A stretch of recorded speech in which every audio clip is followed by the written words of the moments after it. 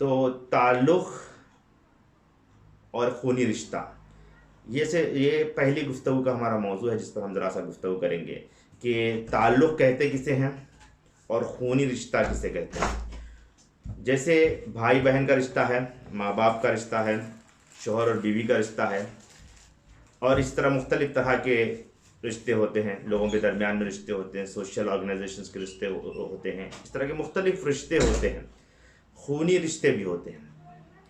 ताल्लुक़ और रिश्ते में एक बहुत बारीक फ़र्क है जिसे हमें समझना चाहिए। ताल्लुक़ तो किसी के साथ भी हो सकता है, खूनी रिश्ता भी किसी के साथ भी हो सकता है। खूनी रिश्ते में सबसे इम्पॉर्टेंट यह है कि रिश्ता तो होगा, लेकिन वो ताल्लुक़ की जो गर्मा गर्मी है वो बाज़ औक़ात नहीं रह पाती है। तो खूनी रिश्ता भी हो, फिर उसके साथ साथ उसमें ताल्लुक़ भी हो। जैसे मिसाल के तौर पर शौहर और बीवी ज़िंदगी गुजार रहे हैं, बाहर बहुत सालों से ज़िंदगी गुजार रहे हैं, दोनों के दरमियान में खूनी रिश्ता तो है।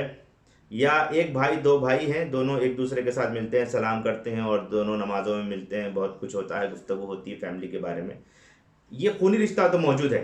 लेकिन अगर उसमें दुख सुख पर एक दूसरे की मदद ना की जाए या एक दूसरे के चीज़ों को समझा ना जाए तो ये ताल्लुक़ नहीं है, खूनी रिश्ता मौजूद है। स्पेशली अगर आप बाप और बेटे के रिश्ते को देखेंगे तो आपको समझ में आएगा कि खूनी रिश्ता बहुत मुस्तहकम है, लेकिन बाप बच्चे से उतना क्लोज़ नहीं है जितना कि होना चाहिए, या बेटा जो है माँ बाप से उतना क्लोज़ नहीं है, यानी बाप इतना क्लोज़ नहीं है कि बेटा अपनी हर वो बात रखे, अपनी हर वो प्रॉब्लम को बाप से शेयर करने के काबिल हो जाए। तो ये ताल्लुक़ की कमी की वजह से ये इशू आते हैं। इसमें ताल्लुक़ को समझने के लिए मैं 4 बातें आपको बताता हूँ। पहले ये कि ताल्लुक़ में सबसे इम्पॉर्टेंट एस्पेक्ट ये है कि आदमी एक दूसरे पर एतबार कर सके, एक दूसरे पर भरोसा कर सके, ट्रस्ट कर सके।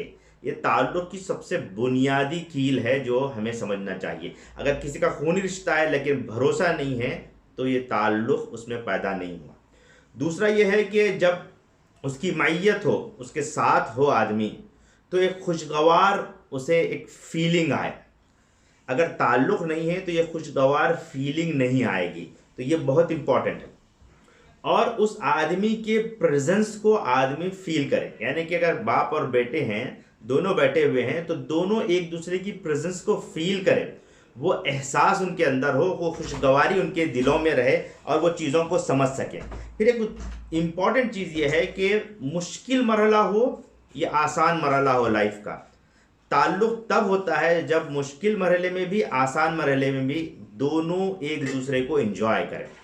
खूनी रिश्ते में ये होगा कि आदमी एंजॉय नहीं करेगा, निभाने की कोशिश करेगा रिश्ते को। मुश्किल दे मरहले में भी एक दूसरे को उठाकर लेकर चलने की वो ताल्लुक़ में वो कैफियत पैदा होती है। ताल्लुक़ के मुख्तलिफ डायमेंशन है और सबसे इम्पॉर्टेंट ताल्लुक़ का डायमेंशन ये है कि आदमी एक दूसरे को एक्सेप्ट करे, उसकी अच्छाइयों के साथ, उसकी बुराइयों के साथ। यानी उसके अंदर कुछ खामियां हैं, कोताहियां हैं, कमजोरियां हैं, उसके साथ उसे एक्सेप्ट करें, ओन करें। आदमी एक दूसरे को ओन नहीं करेंगे तो ये जो ताल्लुक़ की कैफियत है, ये जो रिश्ते की कैफियत है, वो आदमी निभा नहीं पाता है। तो ताल्लुक़ में ये बहुत ही इंपॉर्टेंट है। अब इसके डायमेंशन पर हम बात करते हैं। डायमेंशन यानी कि मुख्तलिफ जहतें ताल्लुक़ की, कौन कौन सी मुख्तलिफ डायमेंशंस हो सकते हैं ताल्लुक़ के, आप में से कोई बता सकते हैं? मैंने पिछली बार जब हमारे मुजफ्फर साहब जा रहे थे तो मैंने डायमेंशन बताए थे, 5 डायमेंशन बताए थे। किसी को याद है? कोई बता सकते हैं ओपन करके माइक? जी इरफान साहब।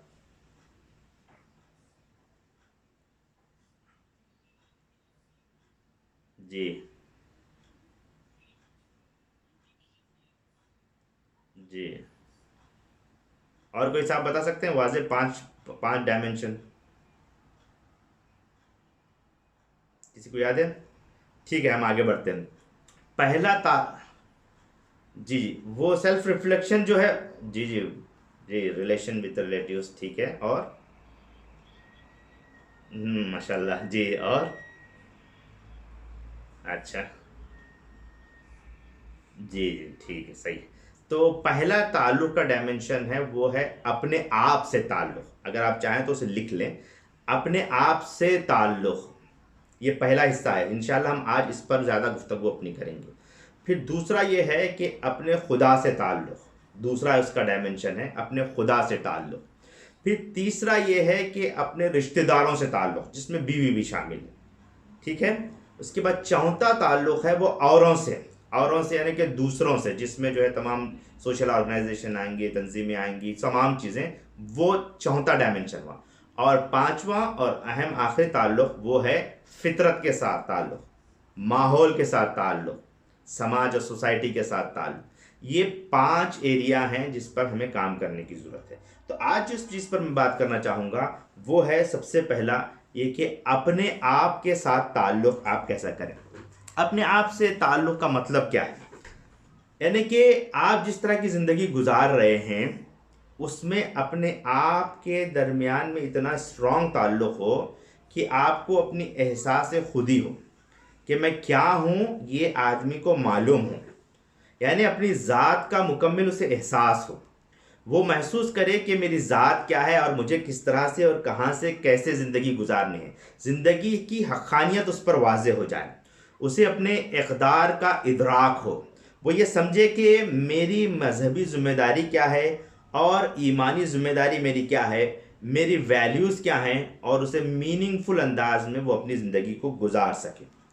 इसको समझने का, इसको जांचने का तरीका ये है कि अगर आपका दिन ख़त्म हो जाए, यानी कि सुबह से शाम तक आपने मेहनत की, कंपनी में काम कर रहे हैं, जहाँ भी आप, दिन ख़त्म हो जाए लेकिन आपकी एनर्जी ख़त्म ना हो, यानी आप अपने दिन का इतना मरबूत अंदाज से इस्तेमाल करें कि पूरा दिन तो ख़त्म हो गया लेकिन इसके बावजूद आपके अंदर एनर्जी मौजूद है।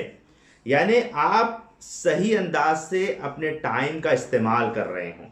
या दूसरे अंदाज में अगर मैं कहूँ कि टाइम मैनेजमेंट का जो उसूल है कि आदमी ये समझता है कि अपने 24 घंटों को किस तरह से ऑक्यूपाइड करे, ये असल में टाइम मैनेजमेंट का भोंडा तस्वुर है। टाइम मैनेजमेंट का असल तस्वुर ये है कि आपको इतना टाइम मिल सके, इतना फ्री टाइम मिल सके कि आप अपने आप पर गौर व फिक्र कर सकें, अपना जायज़ा ले सकें, या फिर दूसरे अंदाज में जैसे हमारे दोस्त ने कहा कि सेल्फ रिफ्लेक्शन हो। यानी कि दिन भर का जायज़ा लेकर के आप अपनी उस एनर्जी को बचा सकें जो अपने खुदा से लगा सकें, अपने रिश्तेदारों से लगा सकें उस एनर्जी को, अपने बीवी बच्चों के साथ उस एनर्जी को शेयर कर सकें, अपने अजीज़ व क़ारिब के साथ, अपनी तंजीमी साथियों के साथ उसे शेयर कर सकें, उतनी एनर्जी वो बाकी रखे।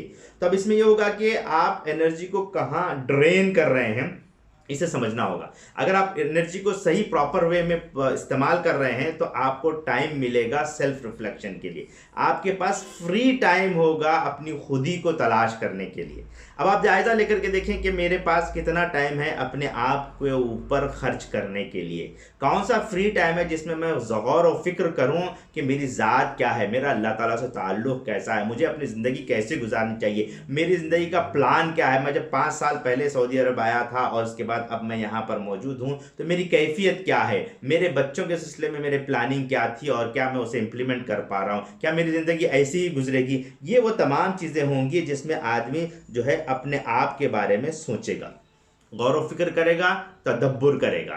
गौर व फिक्र और तदब्बुर के लिए अगर मुझे टाइम नहीं मिल रहा है अपने आप से, तो इसका मतलब ये है कि मैं अपने 24 घंटे का प्रॉपर इस्तेमाल नहीं कर रहा हूँ। तो टाइम को इस अंदाज से बांटें कि फ्री टाइम मैसर आए अपने आप पर सेल्फ रिफ्लेक्शन करने के लिए। इसके 2 डायमेंशन मैं आपको बताता हूँ। एक ये है कि आपकी तन्हाइयाँ, जो आपके जो तन्हाई है, कोई आपको देख नहीं रहा है, वो आपकी अगर इंजॉयबल है, आप उससे मज़ा ले रहे हैं, यानी कि आपकी तन्हाइयाँ आपको डराती नहीं हैं, आपकी तन्हाइयों में आपको अपनी खुदी का एहसास होता है, गुनाहों से दूर अल्लाह की तरफ रग़बत बढ़ती है। अगर मेरी तन्हाइयाँ मुझे सपोर्ट कर रही हैं तो आप यकीन जानिए कि ये बहुत बड़ा आपको ये मिल रहा है, यानी कि साइलेंस ऑफ प्रेजेंस, यानी कि अपनी प्रेजेंस में एक साइलेंस महसूस हो, अल्लाह की प्रेजेंस का एहसास इंसान को हो। ये उसका क्या कह सकते हैं, आपके क्राइटेरिया है कि आप सेल्फ रिफ्लेक्शन के प्रोसेस से गुजर रहे हैं। मैं सेल्फ रिफ्लेक्शन के प्रोसेस से गुजर रहा हूँ, मुझे टाइम, फ्री टाइम मिल रहा है अपने आप का जायज़ा लेने के लिए। तो हमारी तन्हाइयाँ बामाने हों, मेरी तन्हाई मेरे लिए सपोर्टिव रोल अदा करे। तो ये बहुत इंपॉर्टेंट चीज़ है कि गैर ज़रूरी चीज़ें हायल ना हों, मेरी तन्हाइयों में मेरे फ़िक्रात हायल ना हों, मेरी तन्हाइयों में मेरे जो खुराफात हैं वो मुझ पर हावी ना हों, मेरी तन्हाइयों में मेरी जो ख्वाहिशात हैं मुझ पर हावी ना हों। मुझे इसका बहुत ज़्यादा डीपली जायज़ा लेना है। पहले नंबर पर आपसे भी मैं दरख्वास्त करूंगा कि आप इसका जायज़ा लें, यानी कि फितरत की आवाज़ को पहचानें कि मुझे कैसे रहना है, ज़िंदगी कैसे गुजारना है। ये फर्स्ट एरिया है, आप ये कह सकते हैं कि इंट्रोस्पेक्शन का पार्ट है जो मुझे और आपको इसका जायज़ा लेना है। दूसरे बात यह है कि जब आप तन्हाइयाँ आपकी बामाने होंगी तो आप क्या करेंगे, अपनी कीमती वक्त का आप जायज़ा लेंगे। सेल्फ एनालिसिस करना पड़ेगा, आपको सेल्फ इंट्रोस्पेक्शन करना पड़ेगा, अपनी वसअत को जायज़ा लें, यानी कि आपके पास जितना अल्लाह रब्बुल इज़्ज़त ने टाइम पीरियड दिया है, टाइमलाइन जो आपको दी है, उस टाइमलाइन का जायज़ा लेकर के उसकी प्रॉपर प्लानिंग कर सकें। ये दो इंपॉर्टेंट चीज़ हैं। आपको क्या दोनों मिले, आपकी तन्हाइयाँ खुशगवार हों, आपकी तन्हाइयाँ बामाने हों। ये दो इंपॉर्टेंट है, तन्हाइयाँ बामाने हों और उस पर आप सेल्फ रिफ्लेक्शन करें, सेल्फ एनालिसिस करें। ये इंपॉर्टेंट एस्पेक्ट है। इसके आसान तरीका मैं आपको बताता हूँ। मैं 4 आपको असाइनमेंट देता हूँ जो आप करना चाहें। पहला काम ये करें कि असाइनमेंट लेने से पहले कि जितना भी जब आप बैठें तन्हाई में तो करें ये कि जितना आपके दिमाग में जो कुछ है अपने बारे में पेपर पे लिखते चले जाइए। आज अगर आप बैठ करके करना चाहें तो आपको बहुत बड़ा फायदा होगा। जो कुछ आपको वरीज हैं, जो कुछ आपके दिमाग में ख्यालात आ रहे हैं, जो कि अनपेंडिंग काम है, उसको बस एक पेज पर लिखते चले जाइए। 50, 100, 200, 10-15 मिनट लीजिए और जो कुछ चीज़ें हैं जो वरी कर रही हैं वो तमाम चीज़ों को आप लिखते चले जाइए। देखिए कि फिर आपके पास जो है ना टाइम मिलेगा अपनी तनाही को बामाने बनाने के लिए, आपको टाइम मिलेगा सेल्फ रिफ्लेक्शन के लिए, आपको टाइम मिलेगा सेल्फ एनालिसिस के लिए। क्यों नहीं मिल रहा है टाइम? इसलिए कि जैसे ही हम तन्हाई में बैठते हैं, तन्हाई में बैठने के कौन कौन से एरिया हैं? नमाज है, वॉशरूम है। अब देखिए इस मुकाम पर जैसे आप पहुंचते हैं हजारों ख्यालात आपको आते हैं, हजारों चीज़ें आती हैं, और 2-3 चीज़ें और हो सकती हैं जब आप रात में अकेले बैठे हुए हों, ताजुद का वक्त हो या किसी और मौके पर। अगर आप इन तमाम जो हजारों ख्यालात आ रहे हैं वो ऑलरेडी आपके पेपर पर उतरे हुए हैं तो आपको टाइम मिलेगा अपनी तन्हाई को बामाने बनाने के लिए, आपको टाइम मिलेगा सेल्फ रिफ्लेक्शन के लिए, आपको टाइम मिलेगा सेल्फ एनालिसिस के लिए। तो ये बहुत इंपॉर्टेंट है। तो पहले हम काम ये करें कि तमाम चीज़ों को लिख लें। 15-20 मिनट जो कुछ आ रहा है, पॉजिटिव नेगेटिव कुछ भी आ रहा है, लिखते चले जाएं, लिखते चले जाएं, ताकि आपका दिमाग में जो कुछ भरा हुआ है वो खाली हो जाए। मैं जब ये करता हूँ ना 8 दिन में, 15 दिन में एक मरतबा, एक तरह का सुकून मिलता है, तमाम चीज़ें पेपर पर आ जाती हैं। तो फिर अब उसके बाद उसको नया डायरेक्शन दिया जा सकता है, उससे बड़ा फ़ायदा होता है। हमें इसको करने की कोशिश करनी चाहिए। उसके बाद पहली और इंपॉर्टेंट एस्पेक्ट मैं बताऊंगा कि आप उसको करें। 20 आपके विशेस लिखें, लाइफ के आपके 20 विशेस लिखें जो शऊर की सतह पर आ चुके हैं, यानी कि आपकी 20 ऐसी ख्वाहिशें, उसको लिख लें। असल में होता यह है कि हम जब ख्वाहिशों को लिखते नहीं हैं तो वो अनकॉन्शियस माइंड में पलती चली जाती हैं, बढ़ती चली जाती हैं, और वो कहीं ना कहीं हमारा वक्त जो है ड्रेन करती चली जाती है, हमारी एनर्जीज को ज़ाया करती चली जाती हैं। तो उसके लिए हमें क्या करना पड़ेगा? सबसे पहले कि इन 20 विशेस को आप लिखिए, टॉप आपकी 20 विशेस को लिखें, और उसके बाद हम उसका तनकीदी जायज़ा लें कि आया ये इस्लाम की रोशनी में ये मेरी ख्वाहिशें जायज़ हैं या नाजायज़ हैं। यकीन जानिए कि जब आप इस पर काम करना शुरू करेंगे तो बहुत से आपके मसाइल हल होना शुरू हो जाएंगे। बहुत से ऐसे शऊर में आती नहीं है वो विशेष, लेकिन अंदरून में लाशऊर में बहुत सी ऐसी ख्वाहिशें रहती हैं जो अपना घर बनाते रहते हैं अपने दिलों में, हमारे दिलों में।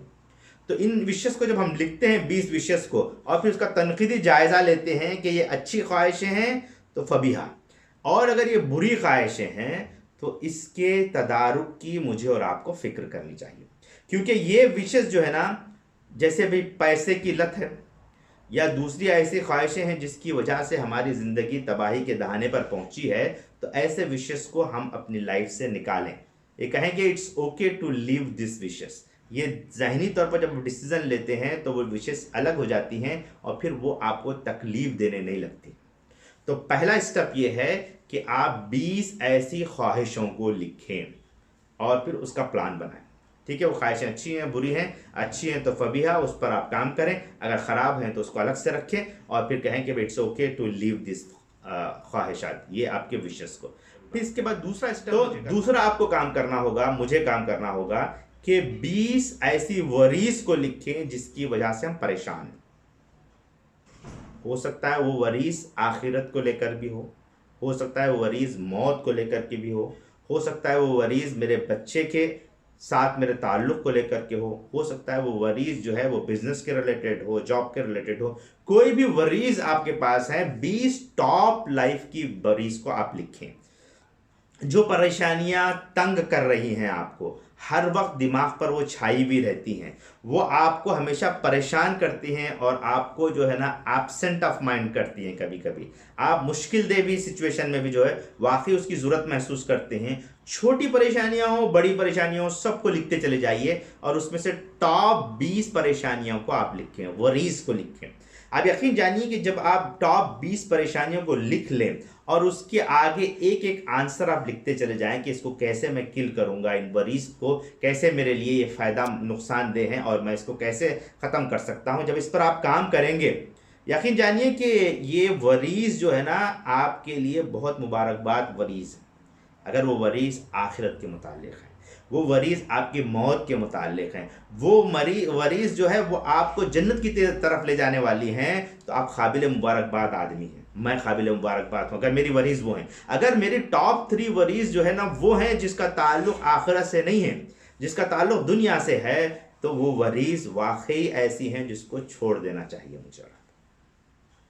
तो ऑनेस्टली आप इसका स्केड्यूल बनाइए, 20 वरीज को लिखते चले जाइए। मैं तो चाहूँगा कि आप में से अब से अभी जो जो पेन और पेपर पकड़े हुए हैं वो लिखते चले जाएं। इससे होगा फ़ायदा ये कि आपके पास ऑलरेडी जो है वो लिस्ट बन जाएगी और उस पर आप काम करते चले जाएंगे। फिर इसके बाद आपको ये करना है कि आपकी एक टाइमलाइन बनानी है। टाइमलाइन का तरीका ये होगा कि आपकी याददाश्त में जितने भी पॉजिटिव इंटरप्ट हैं, बहुत सी ऐसी चीज़ें जो आपको फ़ायदामंद दी हैं, यानी कि आपकी पिछले 5 साल में या 10 साल में आप जायज़ा लेकर के देखें कि कौन से ऐसे विशेष थे जो नेक ख्वाहिशें थी और अल्लाह रब्बुल इज़्ज़त ने उसे भर लाई, पूरा कर दिया अल्लाह रब्बुल इज़्ज़त ने, उस पर शुक्र बजा लाएं। ये बहुत इंपॉर्टेंट चीज़ है। लाइन शकर तुम लाज़िदन्नकुम, अल्लाह ताला ने यही कहा कि अल्लाह ताला अगर शुक्र बजा लाएंगे तो और ज़्यादा देंगे अल्लाह रब्बुल इज़्ज़त। तो वो कैफियत हमारे अंदर होनी चाहिए कि जज्बा शुक्र हम बजा लाएं कि हमारी कुछ ऐसी ख्वाहिशें थी जो जायज़ ख्वाहिशें थी और अल्लाह रब्बुल इज़्ज़त ने उसे पूरा की, तो उस पर हम अल्लाह ताला का शुक्र बजा लाएं। और ऐसी वो वरीज़ जो कि हमारी जो है मुस्तहसन वरीज़ थी और वो वरीज़ जो है ना हमारे लिए फ़ायदामंद हैं, तो उस पर हम अल्लाह ताला का शुक्र बजा लाएं, एहसास शुक्र बजा लाएं। दूसरी तरफ ऐसी वो ख्वाहिशें जिसकी वजह से हमें बहुत नुकसानात हुए पिछले दौर में या आने वाले दौर में, या फिर ऐसी वो वरीज़ जो कि गैर रियलिस्टिक वरीज़ थे, तो इस पर मुझे और आपको तौबा व इस्तग़फ़ार करनी, अल्लाह ताला से माफ़ी मांगनी है। हमें अपनी टाइमलाइन में जा कर के देखनी है।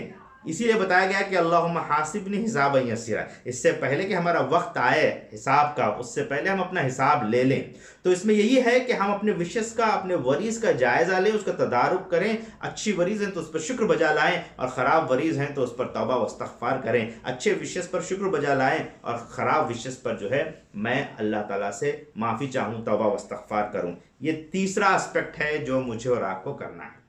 उसका चौथा और आखिरी एस्पेक्ट है जो बहुत इम्पॉर्टेंट है, वो ये है कि अगर आपके काबिल इस्लाह पहलू आ जाएं इसमें, यानी कि आपको ये महसूस हुआ कि आप कुछ ऐसी चीज़ों में मुलव्विस हैं जो कि नेमत से बरा हैं, या फिर वो ऐसी चीज़ें हैं जो आपसे ताल्लुक़ नहीं रखती हैं और आपके दिल में घर कर गई हैं, जो कि आपके जन्नत के रास्ते में रुकावट बन सकती हैं। तो इन वीक पहलू, जैसे हो सकता है माल, बावजूद कोशिश के आदमी माल की मोहब्बत उसके दिल से नहीं जा रही है, या ऐसी वो मोहब्बतें हैं, ऐसी वो ख्वाहिशें हैं जिसके सिलसिले में कुरान ने कहा है कि इसको रोकें, मैं अपना जायज़ा लूँ। हो सकता है बाज़ ख्वाहिशें मेरे अंदर ऐसी हों, बाज़ ऐसी लत, एडिक्शन हो जो कुरान व हदीस की रूह से मेरे लिए बेहतर नहीं है। तो इन कमज़ोरियों का, इन वीक पॉइंट का मैं जायज़ा लूँ और उसको एनलिस्ट करूं और टारगेट बनाऊं कि अगले 5 महीने में, 6 महीने में, 1 साल में मैं इसको मुकम्मल तौर पर अपनी ज़ात से हटा दूंगा। ये बहुत ही इंपॉर्टेंट लिस्ट है। वीक एरिया हमारे जो हैं, वीक पॉइंट्स जो है ना, उसका जायज़ा लें। उसमें उदास होने की ज़रूरत नहीं है, उसमें जो है गीबत करने की ज़रूरत नहीं है।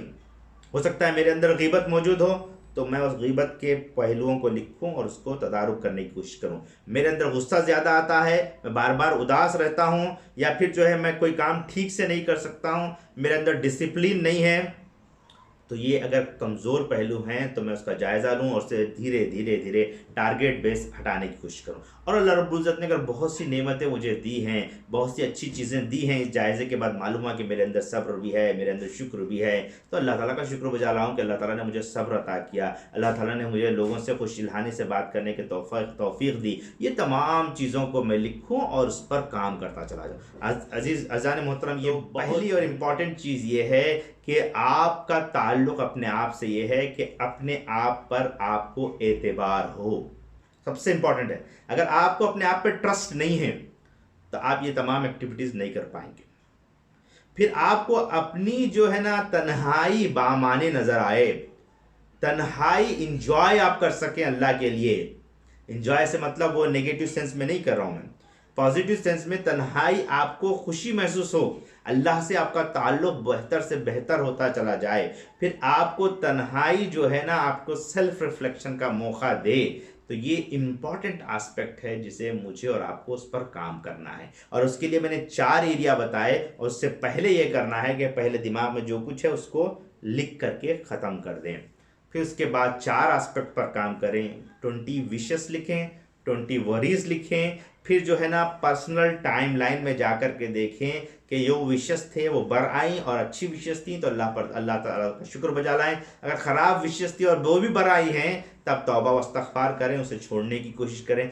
और अगर ऐसी वरीज़ हैं जो अच्छी वरीज़ थी वो बर आई तो अल्लाह ताला का शुक्र बजा लाएं, और अगर ख़राब वरीज़ थी और वो बर आई हैं तो तौबा व इस्तग़फ़ार करें। फिर आखिर में जो पॉइंट्स ऑफ इम्प्रूवमेंट आपको आए इस दौरान में, इस पूरा एनालिसिस में, तो उन पॉइंट्स ऑफ इम्प्रूवमेंट को लिखें और उसको पूरी तरह से अपनी ज़िंदगी से निकालने की कोशिश करें। ये पहला स्टेप था अपने आप से ताल्लुक़। मैं इस मौके पर सिर्फ अल्लाह से ताल्लुक़ को रख करके अपनी बात को अगले 5 मिनट में ख़त्म करूँगा इंशाअल्लाह, 5 से 6 मिनट में जो हमारा वक्त है। तो अल्लाह ताला से ताल्लुक़ की कैफियत कैसी होगी? क्योंकि जब आप अपने आप से ताल्लुक़ आपका मजबूत हो जाए और आपकी तन्हाइयाँ बामाने हो जाएं और आपको अपने आप पर रश्क भी आए और अल्लाह ताला के सामने शुक्र का जज्बा भी हो और तौबा व इस्तग़फ़ार की कैफियत होगी, तो उसको करने के लिए अल्लाह ताला से मेरे ताल्लुक़ मजबूत होना चाहिए। अल्लाह ताला से ताल्लुक़ कैसे मजबूत होगा? जो बुखारी की जो पहली हदीस है, क्या है पहली हदीस इरफान साहब? इन्नमल अमालु बिन्नियात। तो अपनी नीयतों को खालिस करें, या दूसरे अंदाज में ये कहूँ कि नीयतों में जो है इखलास पैदा करें, यानी अपनी नीयतों की निगहबानी करें, उसको फोकस, यानी कि आप कह सकते हैं सीसीटीवी कैमरा लगाएं उसके ऊपर, अपनी नीयतों के ऊपर। क्योंकि ये नीयतें ऐसी चीज़ हैं जो हमें जज करने वाला बनाएंगी, शक करने वाला बनाएंगी। अगर हमारी नीयतों पर कंट्रोल नहीं है तो फिर हमें हमारी परेशानियां हमारी नीयतों पर गालिब आ जाएंगी, हमारी जो है नीयतें हमें तबाह बर्बाद कर देंगी। तो इत्मीनान क़ल्ब के लिए सबसे इम्पॉर्टेंट है कि हम अपनी नीयतों की निगहबानी करें। नीयतों में शक सबसे इम्पॉर्टेंट है। अपनी ज़ात पर अगर आप शक करेंगे तो आपका कॉन्फिडेंस चला जाएगा। अगर मैं अपनी ज़ात पर शक कर रहा हूँ तो मेरे अंदर से कॉन्फिडेंस ख़त्म हो जाएगा। अगर मैं दूसरों पर शक कर रहा हूँ तो ये होगा कि मेरे और उसके दरमियान में वो शख्स की जो है क्रिएटिविटी है। अगर मैं रुफ़क़ा पर शक कर रहा हूँ, उनकी नीयतों पर शक कर रहा हूँ, तो उनके अंदर जो क्रिएटिविटी है वो ख़त्म हो जाएगी। फिर सबसे इम्पॉर्टेंट ये है कि नीयतों पर शक करने की वजह से इंसान का कैरेक्टर भी तबाह बर्बाद हो जाता है। तो अगर मैं अपनी नीयतों पर शक कर रहा हूँ तो उसकी वजह से मुझे मुश्किल होगी। तो मुझे पहले निगहबानी करनी है अपनी तमाम नीयतों की। फिर नीयतों की कैफियत क्या है? यानी कि मेरे बिहेवियर की क्या कैफियत, अगर मैं जायज़ा लूँगा तो मैं अपनी नीयतों की कैफियत को भी समझने वाला बनूँगा। आप कुरान का मुताला करेंगे तो इस पर तफसील के साथ सूरह हुजरात में बहुत सी बातें हैं, सूरह नूर में आपको बहुत सी बातें मिलेंगी जिसको हमें समझने की ज़रूरत है। तो इसलिए हमारी कैफियत का हम जायज़ा लें, पर कि हमारी कैफियत कैसी हैं, कैसे हैं हमारा खुदा से ताल्लुक़ की कैफियत। क्या खुदा मेरे लिए अहम है, अल्लाह की ज़ात मेरे लिए अहम है या नहीं है? अगर है अहम तो कैसे अहम है? क्या मैं हर वो चीज़ को छोड़ करके अल्लाह से अपने क़ुर्बत, अपने ताल्लुक़ को मजबूत कर पा रहा हूँ या नहीं कर पा रहा हूँ? जैसे ही मैं अल्लाह अकबर कह कर के हाथ उठा रहा हूँ, ये इस बात का इजहार कर रहा है कि इसके बाद कोई चीज़ अहमियत के हामिल नहीं है। मेरी अपनी ज़ात अहमियत के हामिल नहीं है, मेरा कोई स्टेटस नहीं है, मेरे आतराफ अकनाफ में जितने लोग हैं उनकी कोई अहमियत नहीं है, कोई कबीला, कोई शहर, कोई चीज़ अहमियत के हामिल नहीं है, सिर्फ़ और सिर्फ अल्लाह ताला की ज़ात अहमियत के हामिल है। तो वो कैफियत हमारे अंदर होगी तो हम लोगों से मरऊब होना छोड़ देंगे। ये बहुत बड़ी बीमारी है कि हम लोगों की बड़ी चमचमाती कार से मरऊब हो जाते हैं, लोगों की फरफर इंग्लिश बोलने से मरऊब हो जाते हैं, किसी की धुआंधार तकरीर पर हम मरऊब हो जाते हैं, कोई किसी की लच्चर ज़ुबानी है तो उससे मरऊब हो जाते हैं, कोई आदमी जो है ना अपनी उसके अंदर वो ज़बरदस्त सलाहियत है, टैलेंट है तो उससे मरऊब हो जाते हैं। इस तरह देखें आप तो मरऊब होने की वजह बहुत सी हो जाती हैं। और आदमी मरऊब जज़ा जो होता है उसके अंदर दो तरह की बड़ी कमज़ोरी आती है। पहली कमज़ोरी ये होती है कि जो आदमी किसी और आदमी से मरऊब होता है तो वो खुदा से मरऊब होने के बजाय इंसानों से मरऊब हो जाता है। तो तक़वे का जो क्वालिटी है वो गिरती चली जाती है। फिर दूसरी इम्पॉर्टेंट कैफियत ये होती है कि आदमी जब उसके अंदर सेल्फ रिफ्लेक्शन ख़त्म हो जाता है। क्यों? क्योंकि वो लोगों के हिसाब से अपनी ज़िंदगी गुजारने लगता है। तो नीयत की निगहबानी में सबसे इम्पॉर्टेंट एस्पेक्ट ये है कि लोग क्या सोचेंगे, इसको अपने दिमाग से निकाल दें। कि अगर मेरा बेटा कम मार्क्स लेके आएगा तो लोग क्या सोचेंगे, मैं अगर अच्छी बात नहीं रख सकूंगा तो लोग क्या सोचेंगे, मैं अच्छे कपड़े नहीं पहनूंगा तो लोग क्या सोचेंगे, मेरे पास छोटी कार है लोग क्या सोचेंगे, मेरे उन लोग अपनी शादी में इतना सब खर्चा किया, मैं अगर अपनी शादी में इतना खर्च नहीं करूंगा तो लोग क्या सोचेंगे। तो अगर लोगों की वजह से ज़िंदगी गुजारने लगेंगे तो अल्लाह की वजह से ज़िंदगी गुजारना ख़त्म हो जाएगा।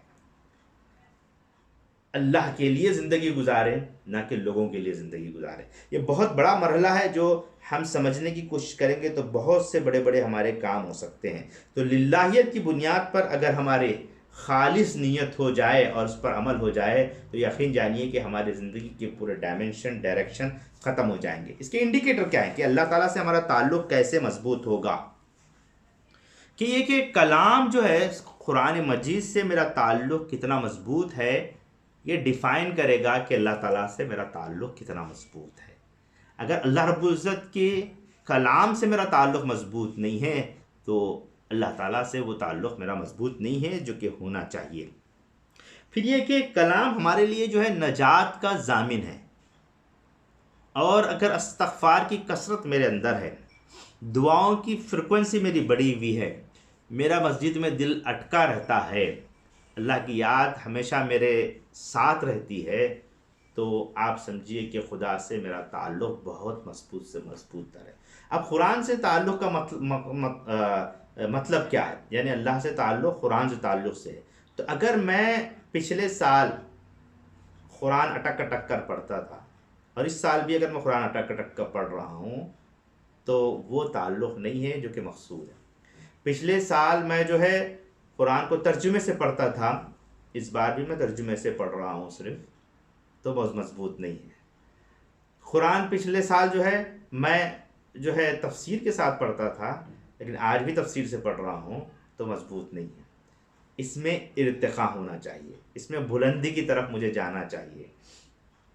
तो ये कैफियत मुझे बढ़ानी है, ये मुझे इस बारे में गौर व फिक्र करना है। अपनी ज़ात से ताल्लुक़ के बाद अपने खुदा से ताल्लुक़, फिर इसके जो 3 और डायमेंशन है मैं उस पर बात नहीं करूँगा, सिर्फ उसका इयादा करते हुए अपनी बात को ख़त्म करूँगा कि ये कि आपका अपनों के साथ ताल्लुक़, स्पेशली अपनी बीवी के साथ ताल्लुक़, शरीक हयात को हयात में शरीक करें, ना कि जायदाद या बेडरूम में शरीक करें, बल्कि आपका ये मामला हो कि आपकी अहलिया के साथ कि आपकी हर वो चीज़ जो कि आश्कार की जा सकती हैं आपकी अहलिया को मालूम होना चाहिए। ये बहुत अहम तरीन चीज़ है। अपनों के साथ रिश्ता है, स्पेशली जो है आपके भाई बहनों के साथ उनके जज्बात को समझें, उनके एहसासात को समझें, उनसे ताल्लुक़ को बढ़ाएं। और इसके बाद जो है आपका फितरत के साथ ताल्लुक़ है, औरों के साथ ताल्लुक़ है। औरों में वो तमाम चीज़ें आती हैं जिसमें तंजीमें, तहरीकें और दूसरे तमाम चीज़ें आती हैं जिनसे हमारा ताल्लुक़ मजबूत से मजबूत तर होना चाहिए। मेरा वक्त यहाँ पर ख़त्म हो रहा है। अल्लाह ताला से दुआ है कि अल्लाह ताला मुझे और आपको इन चीज़ों पर मज़ीद गौर व फ़िक्र करने की तौफ़ीक़ अता फ़रमाए। और सबसे पहले मेरा अपने साथ ताल्लुक़ मजबूत। हज़रत अली ने कहा कि फ़क़त अरफ़ रब्बहू फ़क़त अरफ़ नफ़्सहू फ़क़त अरफ़ रब्बहू, कि जिसने अपने आप को जाना उसने अपने खुदा को जाना, यानी कि उस सिमत वो आदमी बढ़ेगा। तो पहले मुझे अपना जायज़ा लेना चाहिए, अपने साथ मेरा ताल्लुक़ मजबूत करे, मेरी तन्हाइयाँ बामाने हों, मेरा सेल्फ़ इंट्रोस्पेक्शन हो, ताकि मैं खुदा से ताल्लुक़ को मजबूत कर सकूँ। अल्लाह ताला मुझे और आपको स्पेशली सबसे पहले नंबर पर इन तमाम चीज़ों को मैं अपनी ज़ात पर इम्प्लीमेंट करूँ, और आप तमाम से भी दरख्वास्त करूँगा, ख्वाहिश करूँगा कि इसे अपनी ज़ात पर इम्प्लीमेंट करने की कोशिश करें। अल्लाह ताला मुझे और आपको बेहतरीन इंसान फ़ी अहसन तक़वीम के दर्जे पर पहुँचने की तौफ़ीक़ अता फ़रमाए। सुब्हान रब्बिक रब्बिल इज़्ज़ति अम्मा यसिफ़ून व सलामुन अलल मुरसलीन वल्हम्दुलिल्लाहि रब्बिल आलमीन। अस्सलामु अलैकुम व रहमतुल्लाहि व बरकातुहू।